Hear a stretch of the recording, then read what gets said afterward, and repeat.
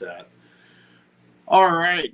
Welcome, everybody. Welcome to Patty's Aquatics Live and Beyond the Dirt on this beautiful Sunday morning. And I'm lucky enough to have Steffan from Lush And Salty Aquariums here joining me.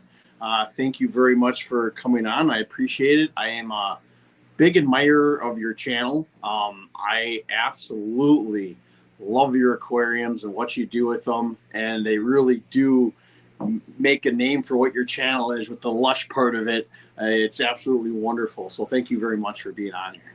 My pleasure. Thank you very much, Adam or Patty. Yeah, I go by either. Like some people.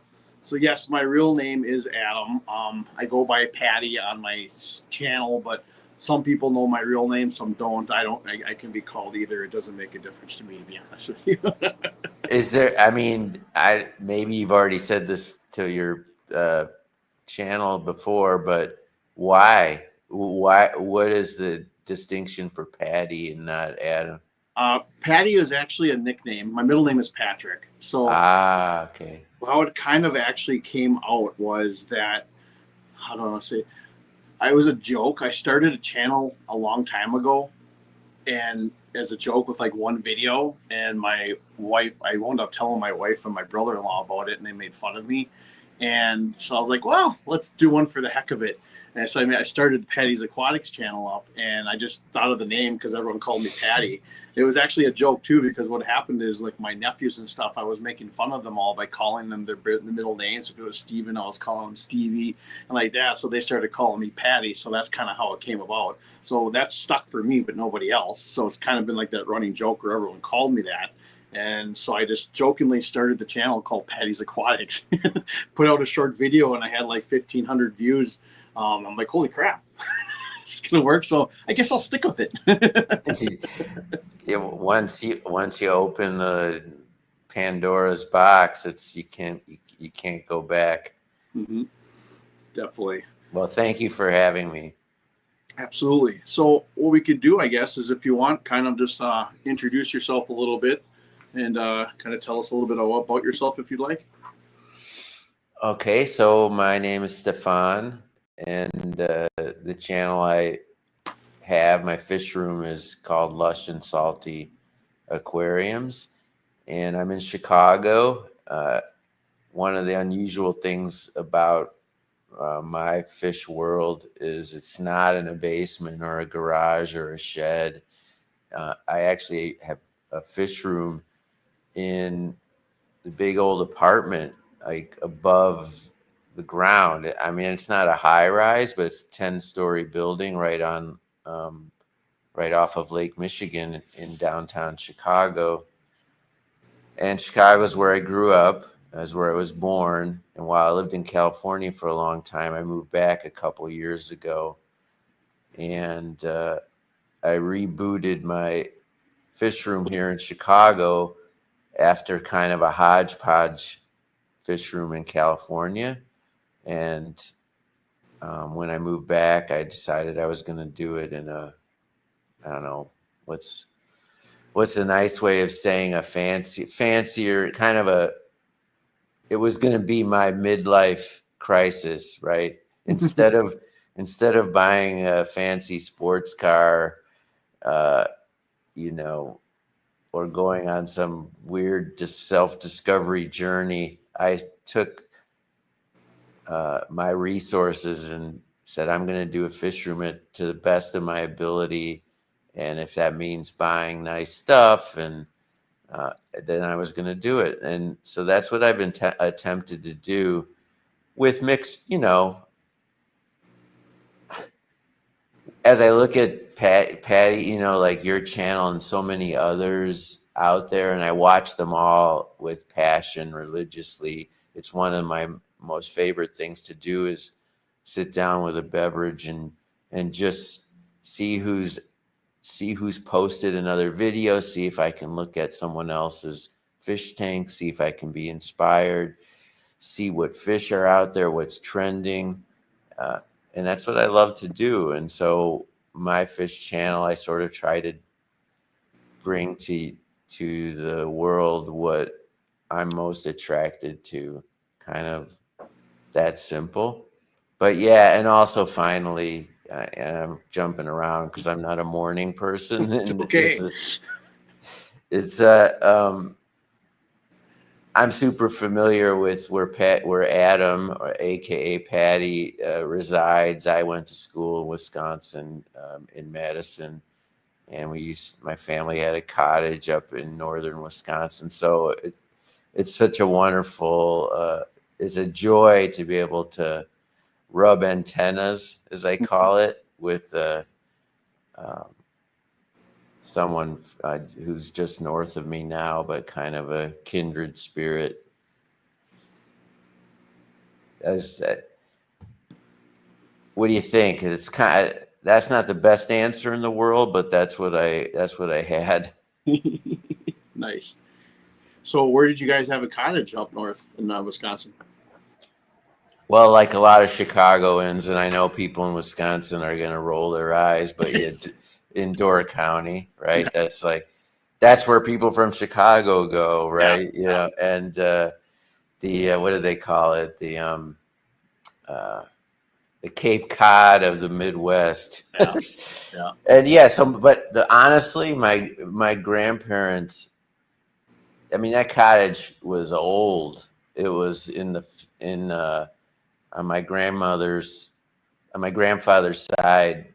From It was a fishing cottage in the 20s, and they just kind of built it up until the present day. And here's a fun fact for you. I sold it when I moved to California about 15 years ago, and I moved to California for a big dumb job, the last big dumb job I would ever have. Right, I lasted about 5 years in that big dumb job, but I don't have to explain to anyone in either of our area codes how crazy California is and how relatively unsustainable it is. Mhm. Try to just pay your bills and go about your business. But yeah, I didn't last a terribly long time in California. Before I opened my mouth one too many times, and they said, Stefan, this just isn't working very well. And I got kicked to the curb for just being sort of a Chicago guy trying to make a go in Northern California. Just I was in Marin County of all places. Talk about a precious world. I digress though, and I was verging into kind of like territory that's not relevant to what your people come to you for. So what was it? Oh yeah, a fishing cottage. It was on a place called Kangaroo Lake, which is in Bailey's Harbor. Okay. And yeah, I loved I before I had children, and then when I had kids, we'd go up there, and the lake wasn't great for fishing anymore because it was super shallow, spring-fed lake. It still is, and the motorboats and jet skis had tore up the ecosystem. And honestly, it was only good for small panfish, and occasionally you'd get lucky with something. But that didn't stop me. I fished all the time, and I also would do things sort of a little bit like the resurrection jar. I mean, I would fill up because we were only going to be up there for a little bit, for a week or two, maybe in June, and then a week or two in July, maybe, and then a little bit at the end of the season. But when I was there, I'd fill up an old aquarium or a couple tubs with water and just try to do some quick and rough stuff. And then if I caught a few bluegills, shiners, I'd put them in there, and I'd just kind of have these temporary aquariums and see what would happen. Uh, I've always been just attracted to uh, life in jars and in glass boxes, be able to look at it. I love fishing. Uh, I don't know what it is about people like me or us. I love fishing. I love to eat fish. I love to watch fish. I love to catch fish. Yep. And so, Hey, that's always been a fascination of mine too. I guess growing up, I grew up mostly here in Sheboygan, but my family had a cottage up in Pembine, Wisconsin, which is in Marinette, yeah, which is farther up north there.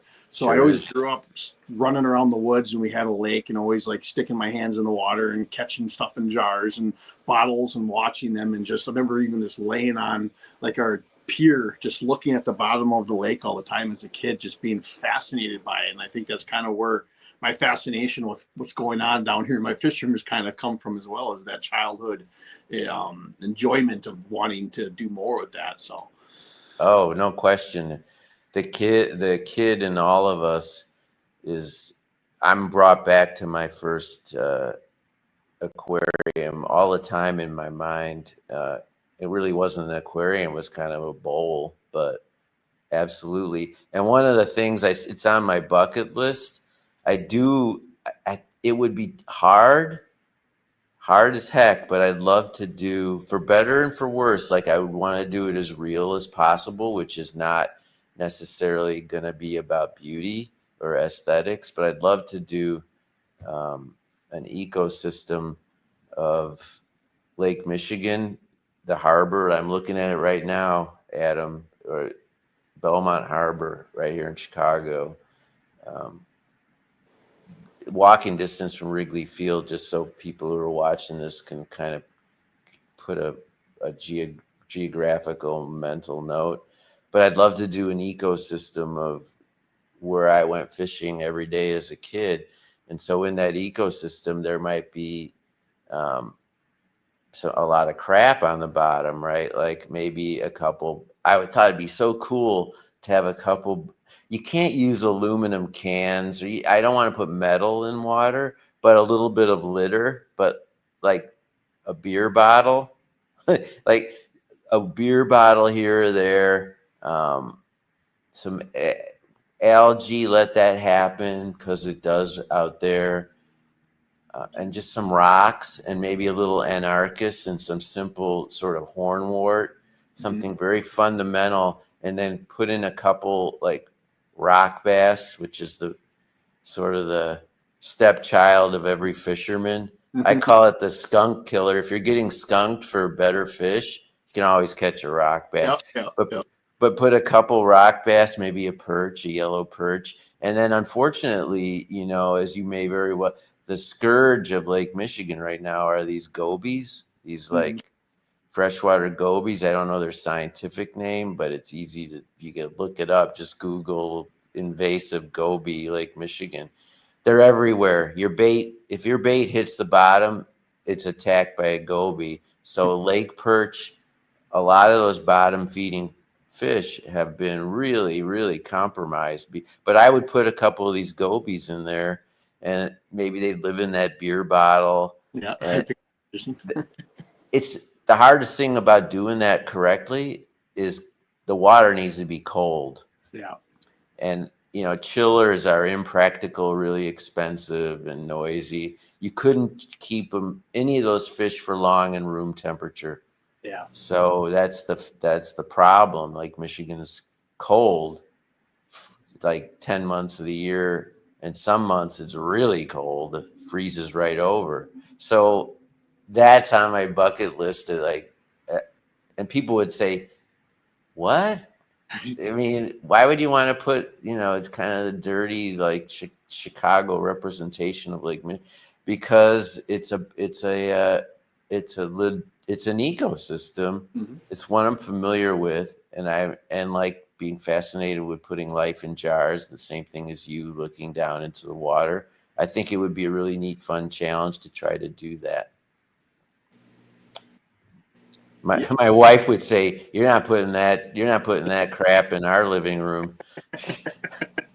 The bottom line, though, and I'll get off of this unless someone doesn't want me to, but Lake Michigan is way cleaner now than it was when I was a kid. And that's facts, because of, they reversed the Chicago River because of all the regulations on what factories and things, it's way cleaner. And it's kind of too clean. The crystal clear water, like you see now, like if I go up to Door County and I stop at, I don't know, any one of those towns along the lake, the water is crystal clear. You can see 20 feet down, and that's beautiful. But lake perch indigenous species, they don't like that. Oh. And it goes right to what you do with your tanks and what we talk about on these channels about sterility. When the water becomes too clean and too beautiful, it's unappealing for the indigenous inhabitants, and they have to go elsewhere. And so you get this crystal clear, and yeah, smallmouth bass like it, but not lake perch and not a lot of other panfish. So, And that'll be the food sources for the bass and stuff like that too. So eventually they would probably go away as well, because if you're not going to have a lot of that stuff there for them to be able to feed on, I mean, the fish are always going to probably go to where things are to feed on for them. My guess on it anyway. they're the smallmouth. There's studies and there's videos about this, and they're figuring out that the gobies are a good food source. Oh, So okay. so nature is adjusting, but it takes time and it's forever changed.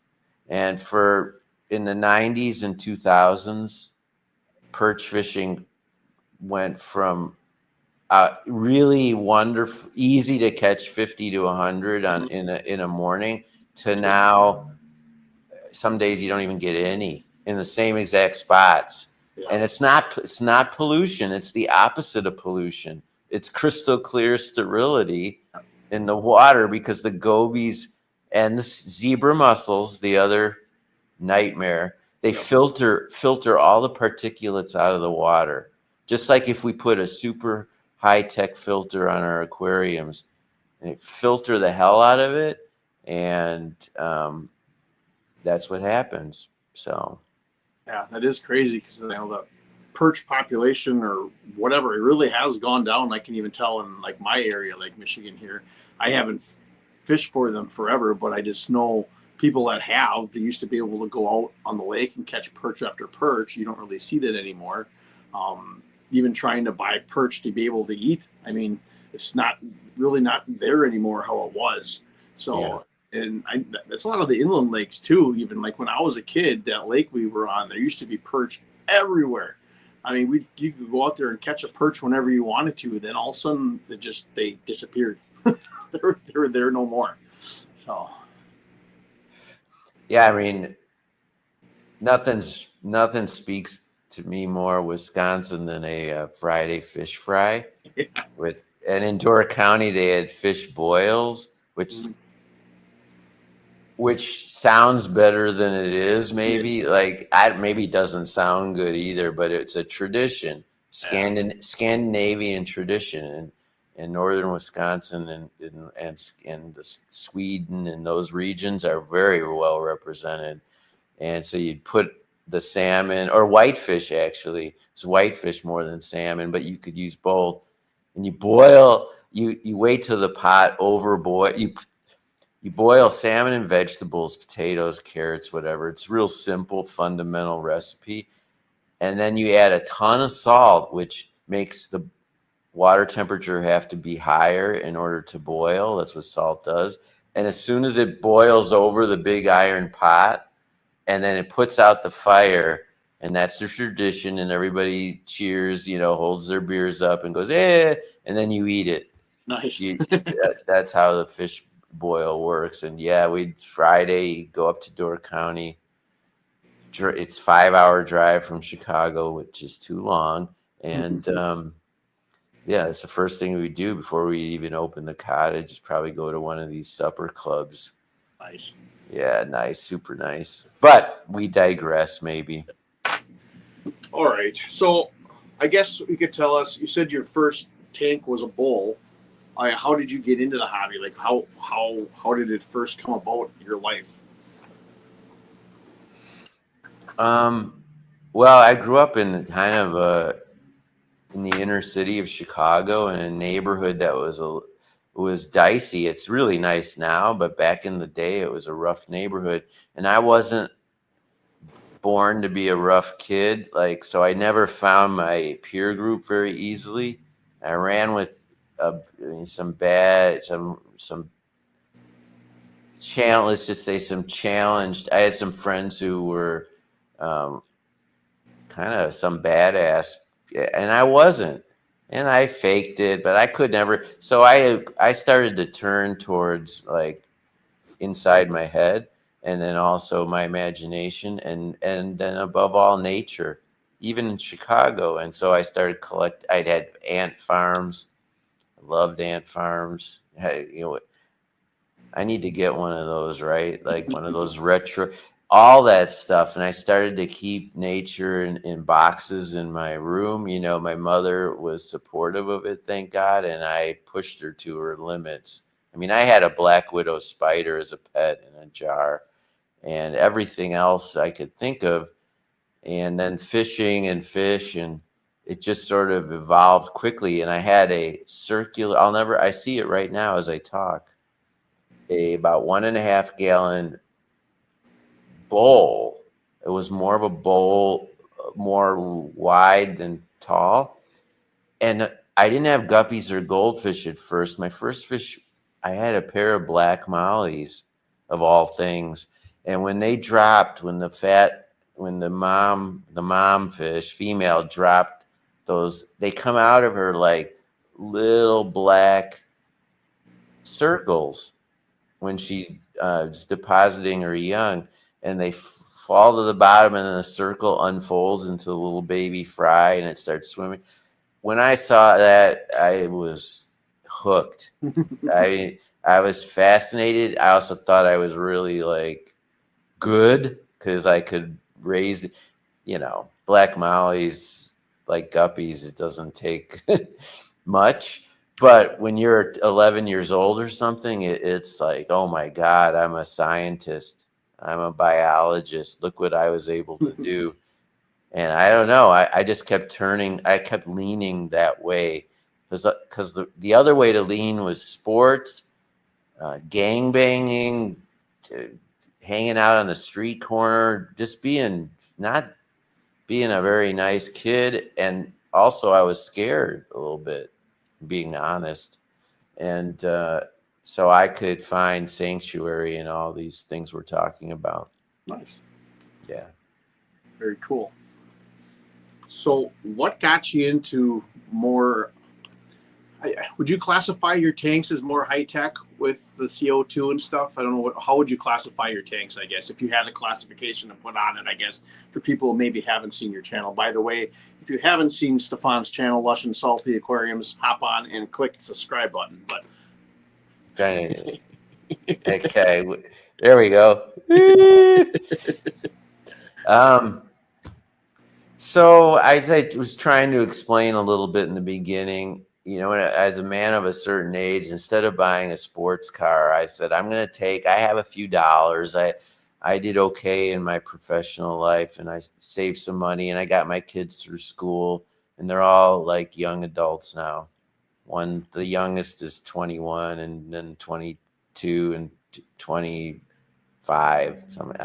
My wife would kill me. I get it wrong still, but I got him through school. I did my duty. I even sent him to Catholic school, which cost me money. I did what I had to do to the best of my abilities as a father and a husband. And I still had some money left over. And instead of buying a sports car or, motorcycles, I was like, I'm going to put it into doing a fish room. And I'm inspired by these fancy pants YouTubers. I'm also a little put off by them. I mean, we could talk about that later. Like the high end is, it's a little bit. It's not what I'm shooting for. Not really. I am and I'm not. So what I kind of call, how on an airplane they have coach, business class, and first class. So I like to think I'm business class. Like I'm in between. And you start I'm almost like the exit row aisle on a plane. It's coach, but a little something extra. Like it's a little better, a little extra leg room. And so that's kind of where I fit. Not the high end. I don't have fancy tripods, and I don't do fancy videos, and I don't do super fancy tanks. My tanks have as much in common with yours or father fishes as they do with those Netherlands and Germany YouTubers who have these really stunning galleries and everything's really precious and they use the best equipment and they lay out their tools like a surgeon, you know. I love that stuff, but I roll my eyes at it. It's like too much. It's it's too much. But I don't want. I want to do CO2 because I love plants, and I love more kinds of plants than you can grow without using CO2. You can do what you're doing, like right behind you, and I do that too without CO2. But when you start to get into many of the stems and many of the colored plants and many of the carpeting plants, you just, my experience is strongly you need CO2, great light, and good substrate, and you gotta do some maintenance with your water. Those four things. If you want to do, like, if people go to my channel and see what I'm doing, see what the exit row aisle looks like or business class, it's CO2, and all CO2 is you go to some industrial. It couldn't be more blue collar. So if people think CO2 is this high tech for rich people, it couldn't. I go to a place that sells argon gas to welding companies, and these are all guys, sitting on a loading dock, rolling out big old busted up cans of gas. I think I remember seeing you making a video about that once, didn't you? I think I Yeah. was. So it's not precious or like fancy rich people stuff. It costs a few $100 probably to get a 5-gallon and a good regulator. And I will concede that that's, for many people, that's a line they're not willing to cross. And then I would say things like hornwort and Elodia and Anarchus, jungle veil. There's a lot of things you can do and do really well without it. And you can run a simple Haiger light, simple LED, full spectrum. You can start at the low end and have really, really good success. But I wanted to, like I said, instead of the sports car, I'm going to spend a couple $100 on a light. I'm going to spend that money on the CO2. I'm going to get a rimless glass tank with a low iron glass. And I'm going to see if I'm going to shoot for something like that. I'm not going to come up with it exactly right because I'm just not that guy. But I'm going to see what happens if I shoot for it and try some of these more tough plants, try the CO2 and learn how to do it. I want to see if I can learn how to do it. I looked at it as a challenge and like a science project, right?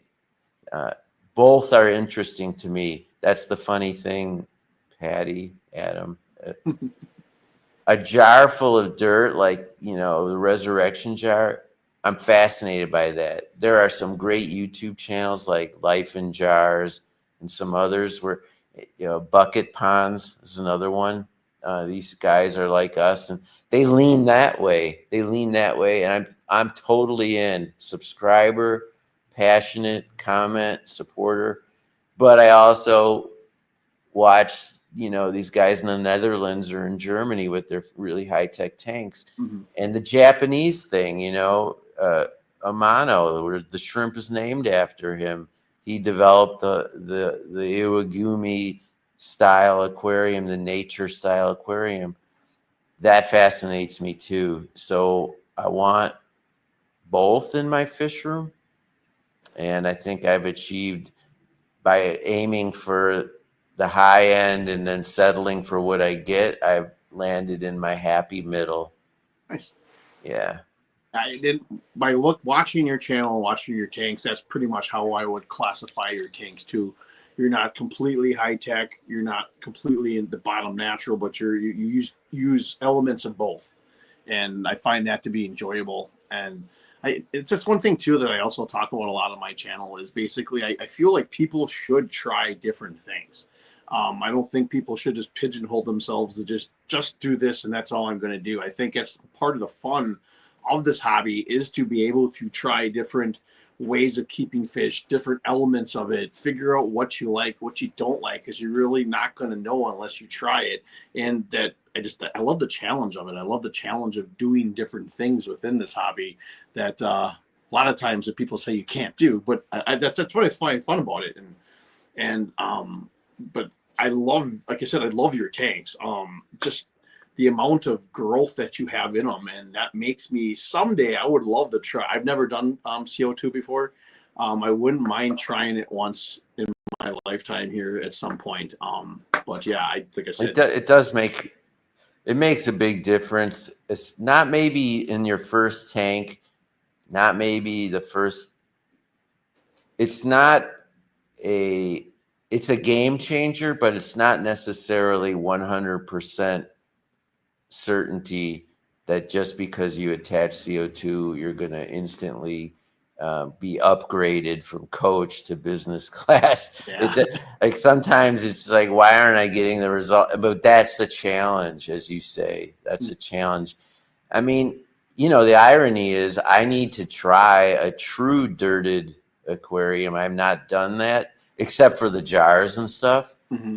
But I mean, a true dirted aquarium, the way we understand it, like the way you do it, the way Lou does it on his, that's Father Fish, is Lou.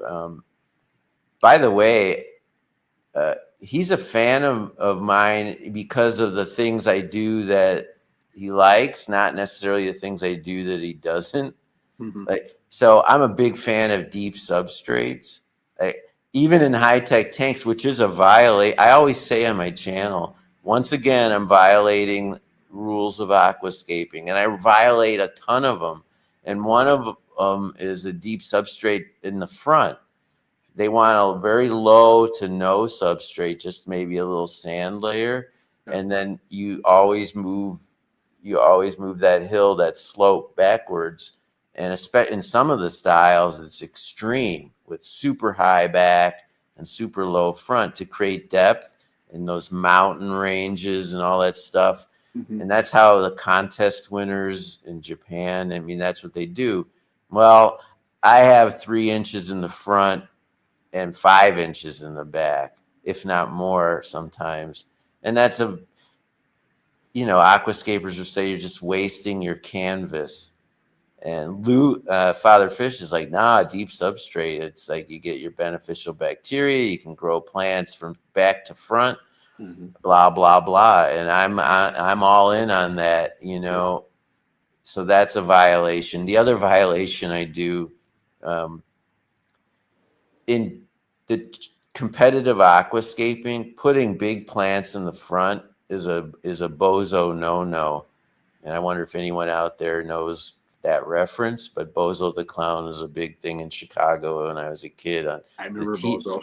Yeah, TV clown, all that. But anyway, a bozo no is what he used to tell kids that would like cry or something, like that's a bozo. So it's a bozo no to put big plants in the very front of your tank because it violates the aesthetic, the golden rule, all that stuff.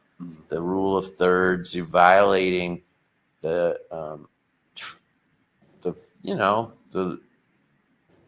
rules. I was going to use a fancy word like nomenclature or the aesthetic, but I do that. Like in one of my tanks, I have Bacopa, which is a pretty easy, awesome plant. I recommend you try it if you don't have it because it grows tall like a pine tree straight from the bottom of your tank. It can go 2 feet tall, a perfect stalk.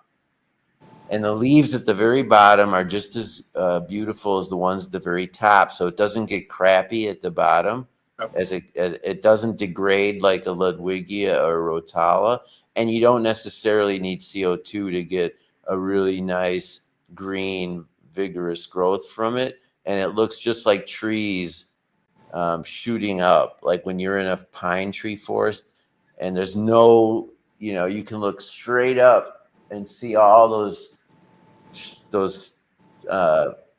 tree, what do you call it? The trunks going straight up. I have a whole like little forest of those at the very front right of one of my main aquariums, and that's unorthodox. But Father Fish likes that. He's like, and I do too. Plants. That's the secret. You and I know that.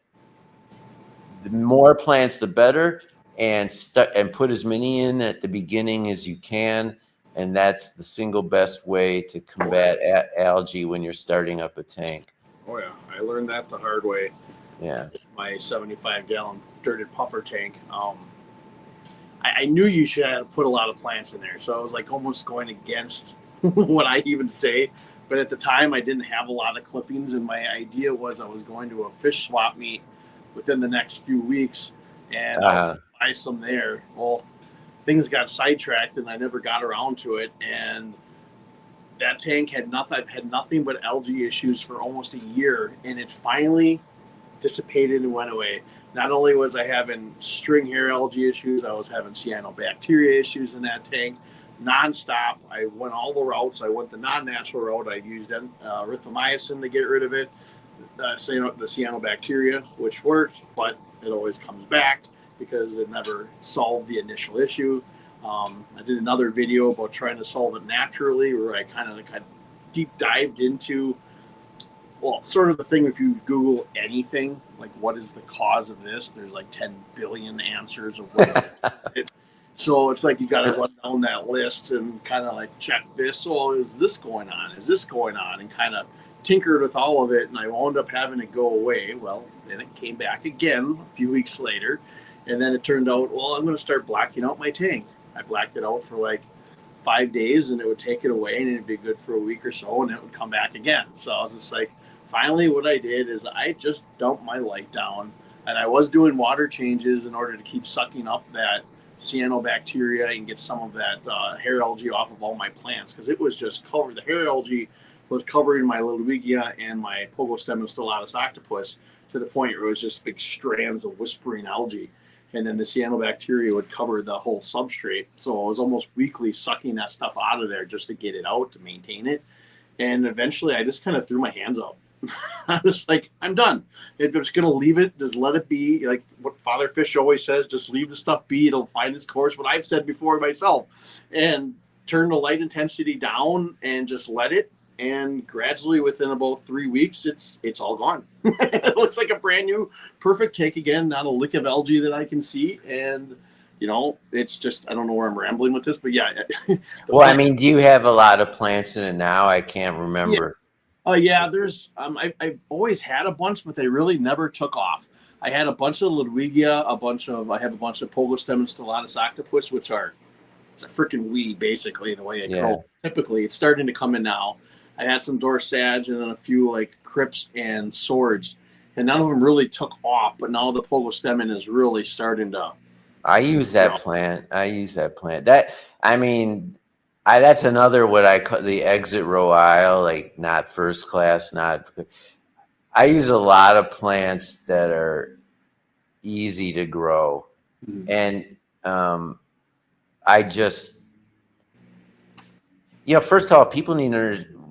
We forget a lot of these high-end plants, especially in the Ludwigias and Rotalas, that we think, oh my God, they're in those award-winning aquascapes with these fancy rich people in Germany. They're freaking weeds. They are weeds. They're invasive. Many of them aren't even allowed to be sold or moved around, these Rotalas and Ludwigias. So when we start to get too precious with plants, they're weeds. Many of them are not even desirable in nature, like Anarchus or hornwort. These species will wreck an ecosystem. That's how easy they are to grow, right? And so a lake. You drive around your Sheboygan, go see some ponds in August. They're, you don't even want to put your toe in them because they're like so full of that that growth that it's become repulsive, right? So these plants are not these fancy scientific blooms that you have to like be a horticulturist or. So if we just get into it with the smile on our face, knowing, okay, we're putting a bunch of dandelions. And so when you take a hike, either on a sidewalk like here in Chicago or out by, the green spaces where you live, and all the plants that are undesired, that are not supposed to be there, are often just like a lot of the plants we use in our aquariums. They wouldn't really be together in an ecosystem. So we're pushing a lot of weeds together, and yeah, I forget where I started with that, but it takes me to such a happy place because I love like looking at the saddest freaking weed growing out of this crack in the sidewalk. And if you look at it through the eyes of an aquarist, you're like, that's a beautiful thing, right? It looks just like an Anubias or a Bucephalandra, to talk about a fancy species. And while those aren't weeds per se, those do grow and kind of are nicer, more precious, like South American ecosystems. But still, you get my point.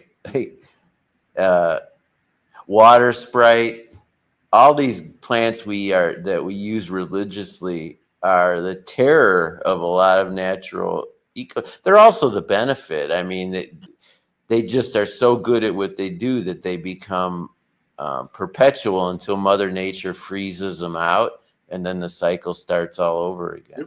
Yep. Absolutely. Yeah. So lots of plants. Don't skimp on plants. If you're ordering plants online, don't buy one pot. Overdo it. Try to get buy two, get one free. A lot of online places, and overdo it. Yeah. Again, you're spending 5-10%, 20% more than you think is right. But if you do it the first time, you won't have to keep doing it. That's what I was about to say. I definitely, for your first tank, I would say do that 100%. I started with, I think it was 2 pots of Ludwigia, 2 of Pogostemon stellatus octopus, and some dwarf sage. And I use that to propagate all my tanks. So if you look at pretty much all my tanks, they all have similar plants in them because I use them to propagate. Like this one back here, I set up probably 2 months ago, and it is just, the Ludwigia grows so fast. Like I trimmed probably like 20 trimmings out of there again just yesterday, and then I redistribute them to all my other tanks. And when swap season comes back up again for me, I think, which is in February, then I'll start collecting them a little bit more, and I'll start selling. What is that? So that Ludwigia over your shoulder there, I see some red all the way even from here. Is that just like repent? Yep. And there's no CO2 in there, and is that like a Haiger light? Yep, it's a Haiger Slim Light. Yep. Yeah, so look what he's doing without all the stuff I'm using. And I will tell you that's from my vantage point here, what Patty's got going on isn't worse than what I've got for all the shit I'm using. So it can be negligible. Maybe I've got more intense red in my version of that plant, but I still get the leaves kind of getting natty at the bottom, which, just for all the $200 light and all the CO2, I still have that problem with that plant. So, and if you're able to cultivate that to a quality that you can actually sell at swaps, I don't know that I do that. I take the same 5 stems and I keep nurturing them. I've learned not to I don't just trim most of my plants. I do with the octopus. I do just cut that because it's so many, for your eye won't see where you made the cut. But in those plants, if you cut it, then you get that double growth. Yeah. And I think that looks like crap. Like if you have a telephone pole and then it goes two different ways, Mm-hmm. it just looks unnatural and weird. And then you get these like naked stalks with these things shooting out at the top, and I don't think that's natural. So Yeah. I learned to just gently pull the whole plant out so you don't create a storm in your substrate. Pull it all the way out, cut the bottom 6 inches, and then the top part, which is the most beautiful, just take your tweezers and push it back in. So instead of cutting like this, which is a little easier, Mm-hmm. I pull it out. And since I'm using a soft aqua soil, and dirt would, you have to be very careful to not spread all the dirt around. But it's not that hard. You just pull it all the way out, nice and easy, like that game Operation. Remember where Yep. and Yep. you pull it out carefully so you don't like and then stick it back in for just the tops. And I just do that every 2 or 3 weeks with Ludwigia.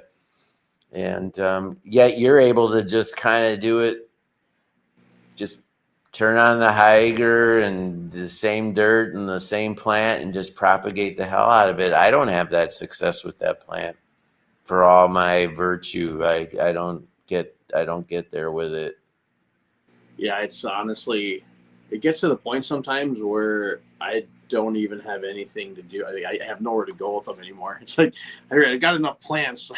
I don't really. I mean, you can never really have enough plants, but what do you do with them?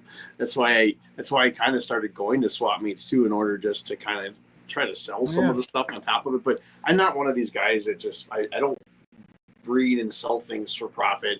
Yeah. I enjoy trying to breed fish. I enjoy trying to grow plants, and my initial goal always is to breed the fish out of that challenge of like, oh, can I? This is a new species. I want to try to breed these things and get and be, challenge yourself and be successful at it, or fail at it and learn from it and move on or whatever. But Yeah. if I am successful at it, I like to stock my fish tank with them, and then if I have extra, sure, I'll get rid of them. I'll sell them for a little bit of buck, and then go. What I like to do is because I'm like you, I don't do it for money. I don't even do it to help pay for my fish room, to be honest. I feel like I'm blessed, maybe more blessed than some other hobbyists. So, and I'm no saint, so don't get me wrong. I'm not trying to come off as anything special. But all the swaps I go to, not because I need anything. You and I don't need anything. We go because we have this kind of attraction, this base level addiction to the whole world. But what I go is I bring a bunch of the plants and I donate them to all the swaps I go to in Chicago. Greenwater, the GCCA, and Fins and Feathers. We're lucky we have multiple clubs and groups. And I go to all of them almost without fail, even though I haven't needed anything in months. But I will bring them plants and I give them I donate them they have the silent auction. Okay. And in the club, like Greenwater, makes money for their club to buy donuts and just, to keep the electricity running and wherever they maintain it. And I'll just donate them to the silent auction. And then I feel like I'm doing something good with I hate throwing plants in the garbage. Oh, me too. Me too. Even though like you have more pogostem and octopus than you know what to do with. But I always try to think of, and that's where multiple tanks, I think that drives MTS for a lot of us. We're like, well, instead of throwing it out, I'll put it in a jar. Well, instead of just putting it in a jar, maybe I'll plant it in that 2-gallon. Well, if I'm going to set up a 2, it might as well be a 5. Before you know it, you've got another aquarium. Exactly.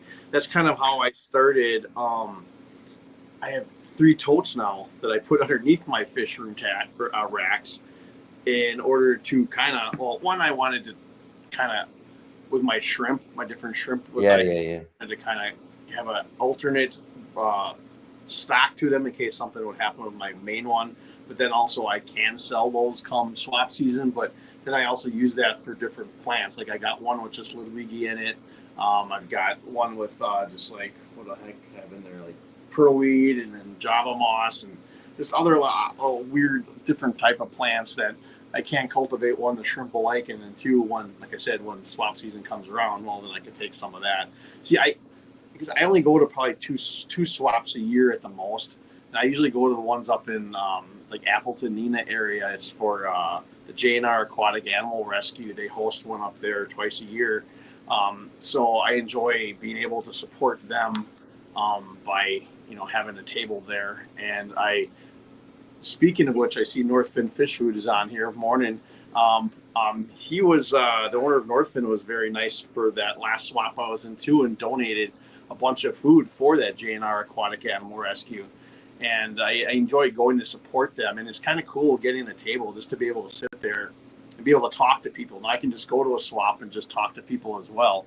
But it's fun to be able to sit there and sell people some of your stuff and be able to talk fish like you and I are talking, and just to be able to have that experience. Oh, totally. It's if I didn't have a lot of these people that like I said, I use the metaphor rub antennas. Like when two bugs are walking around and they find another one like them, they go like that with their. It's like that. Like yesterday, I was at this green water swap yesterday, and our friends, they're much bigger channel than me, and they're like the Prime Time, Jason from Sure. Prime and his wife from Smallscape. Anyway, and then also because Northfin's there. I mean, they're like a partner of Northfin, and they dutifully sell it and represent that brand there. And by the way, I mean, now that you mentioned they're here, they sent me some food last year, and I did a video about it. I mean, it's a higher quality fish food than you're gonna get if you go to and just go off the rack at Petco or something. And Absolutely. I respect that and appreciate it. And I was happy to do a video and get some food. Like to me, it's that ecosystem of the swaps and suppliers and vendors and hobbyists. We're an ecosystem too, right? Yep. Yep. And there's different, and so we represent different foods and different technologies and different plants and different fish in our different ecosystems, but we're all part of one, fairly limited ecosystem. Honestly, Mhm. this isn't the same as like golf. I mean, we're not that. We're a niche. We're a niche. A niche is that Yeah.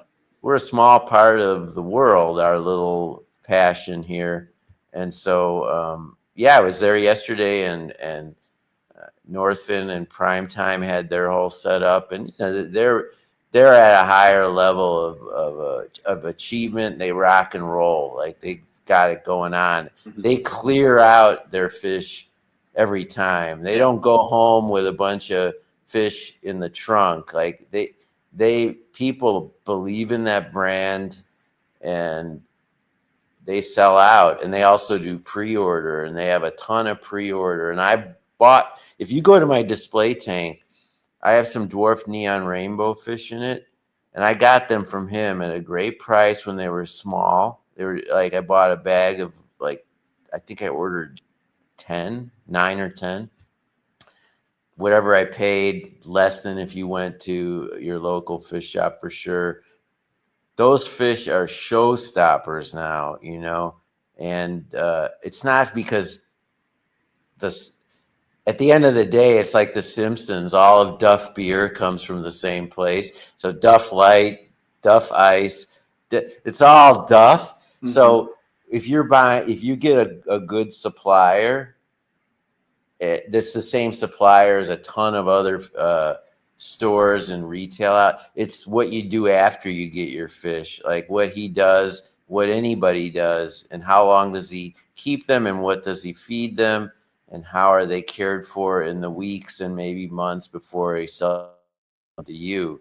But the dwarf neon rainbow fish, the fry, the juveniles, I mean, it all comes from the same place. And so, but the stuff I got from him are now showstoppers in my display tank.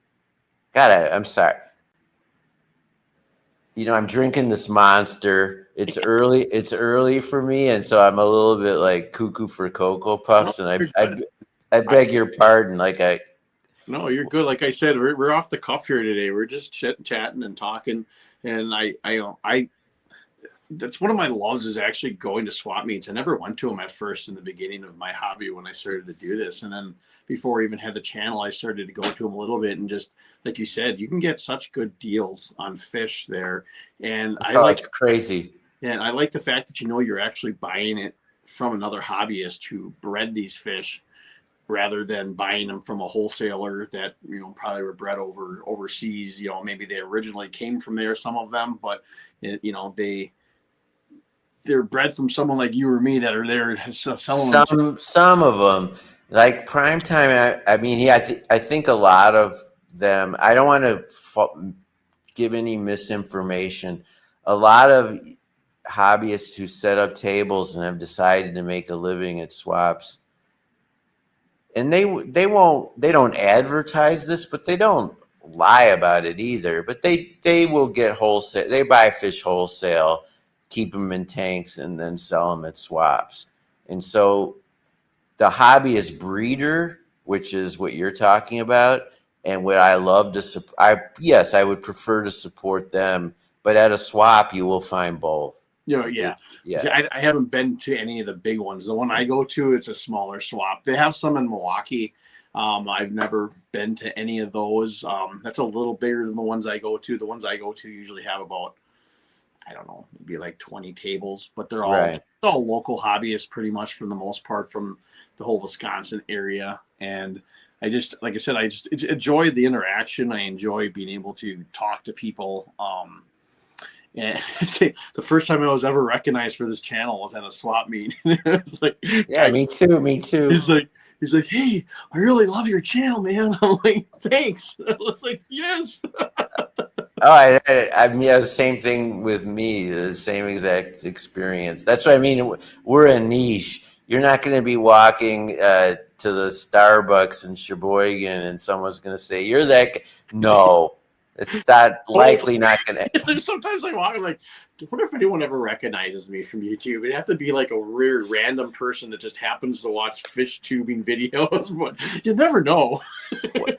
That and not to get not to get too off, like not to get too provocative, but honestly, 80% of us, we all look the same.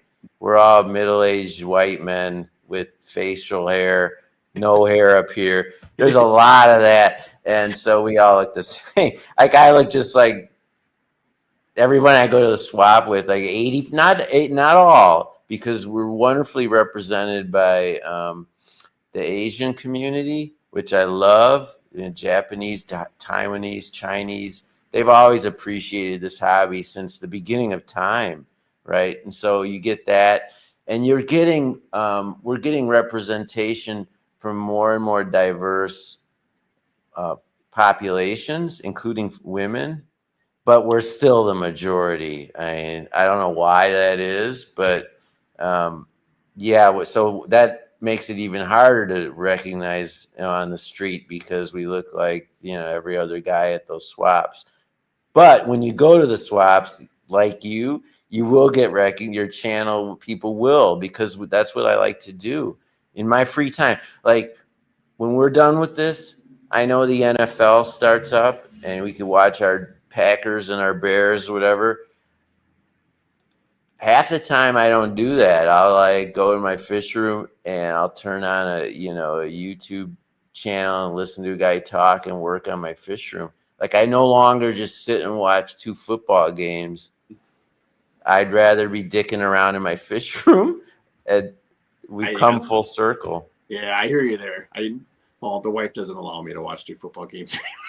If the Packers are on, I can watch the Packers. If it's any other game, I pretty much gotta watch it on my phone. but I typically, yeah, I agree with you. It gives me time to be able to come down here into my fish room. A lot of times, I do a lot of my work is in the early morning hours, and I know this is probably early for you, but for me, I get up usually between 4 or 5 in the morning every day, and wife and kids are still sleeping, so that gives me an opportunity to come down here to be able to do stuff before they get up, so that when they do get up, we still kind of got the whole day together to do stuff. But I'll still find time down here to be able That's to do stuff. So, so. but What time do you have? So that I was thinking about it last night. Actually, I'm like, and I see your lights are on now. None of the fish lights in my aquariums are on right now.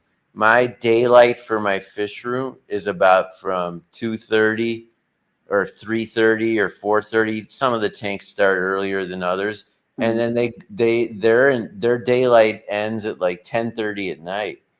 Whereas yours, you probably have more like a natural cycle, right? I Morning. my my timers are always from 10 in the morning till 8 at night. I have them on a little earlier today because I'm doing on the live stream. So Yeah.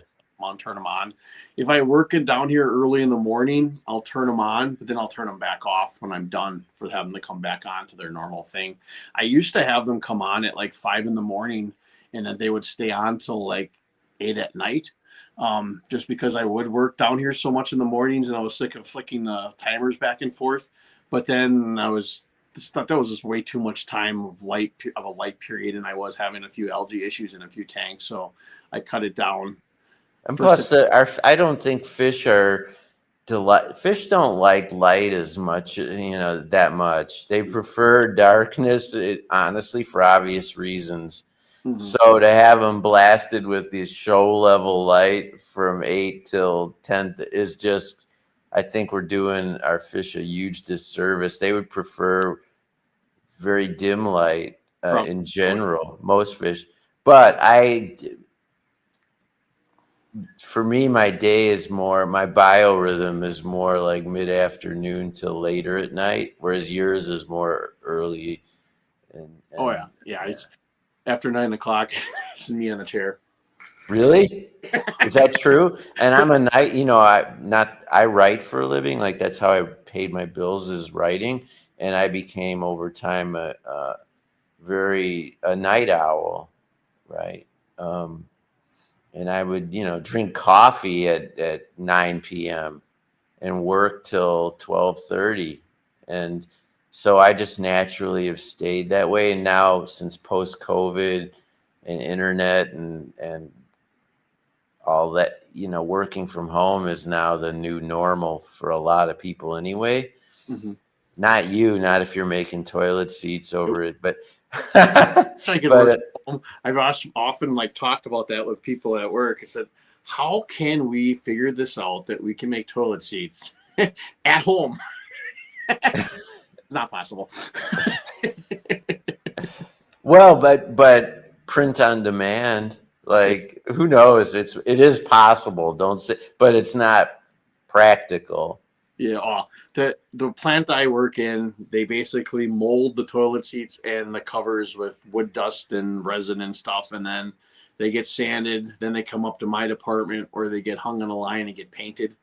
And then from there, they come off into a hinging department where they basically assemble them with the hinges and the bumpers and package them and send them out the door. So there's really no way for me to be able to work from home doing that job Well, itself. of course not. Yes, I get that. But yeah, It's fun. I'm just, folks, you're actually watching and listening to a man who still is making products in America, which is a great, great thing, and very rare. I mean, everything in our fish rooms is, parts of it are already, if not all of it, are not made here. mm-hmm. It's just not, and with our new president coming in and the tariffs that will be put upon China. So buy your Haiger lights now. I have noticed that they have changed where they're shipping all their stuff from, because I do work with them and they send me stuff. It used to Right. always be through Amazon somewhere, but now it's through their actual website, which they said is coming, I think, from California now or something like that. So it's completely different. So I had an assumption it probably had something to do with that. Well, and things, it's obviously the whole election was a big seismic realignment but from a nuts and bolts thing, shipping, a lot of issues, tariffs, it's not allowing all these Chinese parts and components and products like Haiger on the bread and butter side of the hobby, but at the higher end, like Chihiro's, which is the best freaking light for displaying your fish and plants. Once you've seen what that light can do to your fish and plants, you have a hard time making a case for anything, including, anything.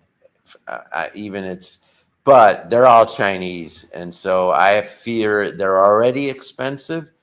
And if there's 100%, or a 100% tax on more than there is now, it'll become like it was during COVID. Things would get really hard to get. Yeah. And glass boxes, some of these low iron glass, where they're fabricated and how they do it economically and being able to ship it is just going to be very, very challenging. So I know Petco is doing their tank special, at least they are here in Chicago, at 50%. Yep. People are joking about it on live streams and stuff, but it's kind of no joke. If you have storage space, buy a couple extra heaters and lights, because they're all made in China. And if our new president does what he says he's going to do, China's not going to be able to just flood our market with that stuff. And while Amazon and places like that will stack 1,000 feet high with high, it will run out and the prices will go up. So a $10 light or $12 light can become $36 like that. Yep. Just I'm no political scientist. I'm just saying like what is supposed to happen when you change the marketplace dynamics. But back to your compliment, Adam, aka Patty, makes products in America for Americans, the toilet seat, which every man appreciates more than anyone else. Yeah. So I'm sorry, I don't mean to corrupt your channel with. You're good. Yeah. But well, we've kind of reached that hour mark here. I have had a 100% awesome time talking to you, Steffan. We've chatted on and off through chats probably over the last year or so, and it was really nice to be able to see a camera-wise face-to-face and be able to talk a little bit. It's been really fun. I've enjoyed having you here. Like I said, Branton Lightcap, put your link in the chat here. For your channel, I also have it in the description of the video. So if you're watching this now, or if you're watching it on replay and you're not subscribed to Steffan's channel, Lush and Salty Aquariums, give him a sub and go check out his channel. You will not be disappointed in his tanks. And I enjoy just listening to you describe your tanks and your plants and everything that's going on within those ecosystems as well. So thanks very much for coming. You're welcome. And thank you. I didn't have the chat turned on because I didn't want to be distracted from our conversation. So if anyone actually was listening to me and happy with what they heard, thank you. And as I keep coming back to Patty's Aquatics, his guests are all better than me. And I don't know about that. he's gonna keep on keeping on. Go Packers. Yeah. Till next week, probably when they play the Bears and we have a different tune. Well, let's not go there, but all right. All right. Thanks a lot for coming. I appreciate it. And everyone else, we'll see you next Sunday. And my next video will drop on Tuesday. See you later. Bye-bye.